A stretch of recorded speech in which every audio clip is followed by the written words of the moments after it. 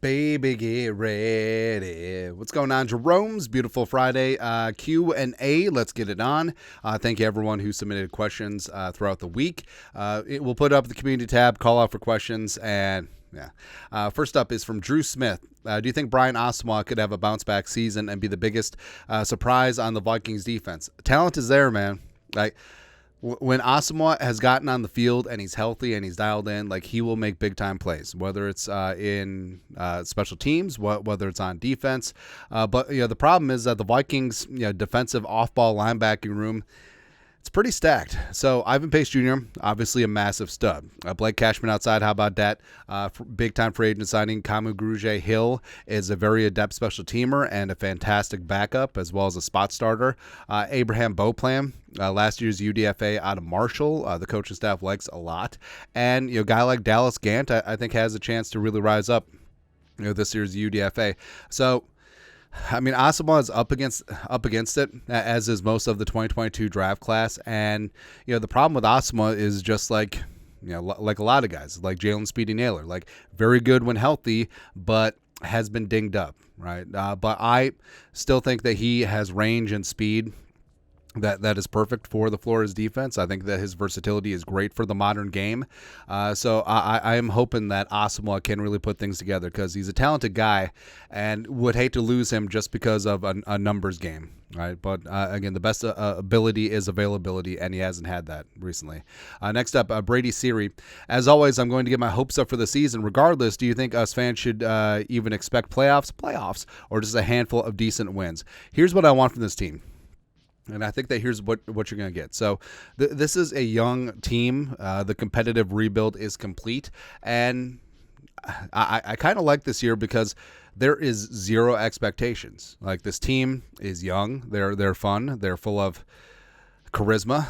Right? And I think that this team, I mean, certainly could go 5-12. They could go 12-5. Right? So that's a highly variant as this team is going to go. Now, yeah, they say that the Vikings have a tough schedule. Every team has a tough schedule. But out of the gate, could they start out slow? It's possible. Could they start out fast? It's also possible. But I just want them every single game to show improvement. And by the end of the season, I want to see how beautiful this Kevin O'Connell offense can be. I want to see growth and movement at the quarterback position, whether it's Darnold or McCarthy. And also, I want to see this Brian Flores defense rise up and be a top half of the league, top 10 unit. And I think all of that is possible. And, win, lose, or draw, whatever. 2022, the Vikings won all the single-score games. 2023, the Vikings lost most of the single-score games. So it is a bag of variance. But every single game, just give it what you got. I want to see effort. I want to see growth from the young players, and I want to see improvement every single week. Like, that's not too much to ask, and the score will take care of itself. Yeah. Next. That being said, Super Bowl homeboy. Next, Jake Ham. Fun random thought. Can you imagine if we would have re-signed Hunter and still made the offseason moves that we did? Oof. So, I mean, obviously the cap is a myth, but I feel like if they would have re-signed Danielle, that's a premium-ass contract, and I don't think they would have signed Grenard. I think they probably still would have signed Van Ginkel. So basically, if you swap out Grenard and Danielle, I mean, that's basically where you're at. Do the Vikings still make a move for Dallas Turner in the first round? I think that they probably do.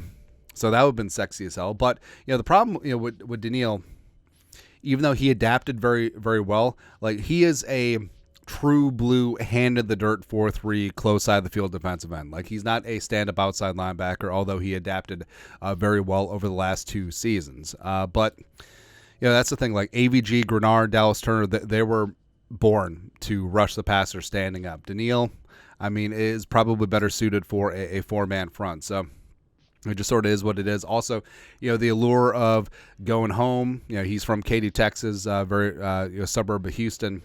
So that's alluring, as well as no state income tax in Texas. So yeah, I get it. I get it with Danielle. All right. Next, Bob.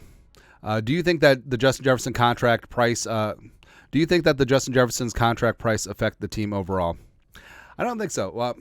Well, first off, like, with the cap rising, like, this contract is going to get lapped. several times in quick succession, both by wide receivers as well as non-quarterbacks. But I think it sends a great message to the rest of the team. Number one, ownership, Kwesi, Kelvin O'Connell, they're fair. Right? And that's a great thing, too. Like, there hasn't been any, like, prolonged, like, contract. There hasn't been bad blood in negotiations, right? There's been tough negotiations, sure. Like Danielle Hunter and Kwesi revising a contract 3 separate times. Kirk Cousins and the Vikings having a stare down. Hawkinson, having his hold in. I was like, my ear. But the Jefferson extension was as smooth as silk. It was. And you would think that there would be hang-ups with the price tag. I mean, the highest paid non-quarterback in NFL history. But it's a great message to the locker room because Justin Jefferson is revered. Like, he is seen as a leader. He is seen as a tone setter. He is not seen as a prima donna. And I think that does go a long way in the locker room. And they saw how ownership was fair with Justin Jefferson. And it just shows, like, hey, if I work my ass off, this team is going to reward me and take care of me. Like, there isn't going to be any emotional negotiations like a bunch of other teams and their superstars. Like, this is going to get done. I love this culture. I love the facilities. I love this team. And I think that's what because the price doesn't really affect the Vikings overall. I mean, cap-wise, they're set up very nicely over the next couple of years to weather this contract because of the foresight from Kwesi and Rob Brzezinski. But again, I think more intangible elements of it are really good for this team moving forward. Lastly, Purple Rain, Purple Rain. Have you ever been on the Root River Trail by Lanesboro, Minnesota? I'm meeting my sis and hubs there this coming weekend to go biking. It looks awesome. So Lanesboro is a lot of fun. So I grew up in Rushford, Minnesota, which is near Lanesboro, and Root River Trail is a bike trail that goes along some of the small towns there. So I grew up riding on that trail, riding bikes as a kid and fun stuff, and going through. So you go from Rushford, you go to Peterson, you go to Wayland, which had a really great ice cream shop. I don't know if it's still open. And then you got to Lanesboro. And Lanesboro is like a fun little, like touristy town. Like, there's some artsy fartsy places and souvenir shops and like antiques and a couple nice restaurants there. But Lanesboro is a fun town. They got a great campground just outside of town. Eagle Bluff, Eagle Creek, Eagle something. All right. And also, so the Root River is, so one of the great things to do on the Root River is tubing. So if you don't know what tubing is, so you just sit on an inner tube and you just float. And you get a group of fun people together. Maybe there's some adult beverages consumed. I don't know. And literally you just like float. Also, it's great canoeing. Yeah, it's just a really fantastic area, and it's gorgeous, beautiful in the spring, summer, fall. Winter sucks, but everything sucks in winter. But that's it. I mean, yeah, Lanesboro is a great town, and plus, if you live in the Twin Cities, it's not too far of a jaunt. So it really is like a nice getaway for a day or make a weekend of it with the family and the kids. It's a really good town. So there you go. But that's it. That's at Q&A for this beautiful Friday. You guys are the best you know what to do. Skol, production value.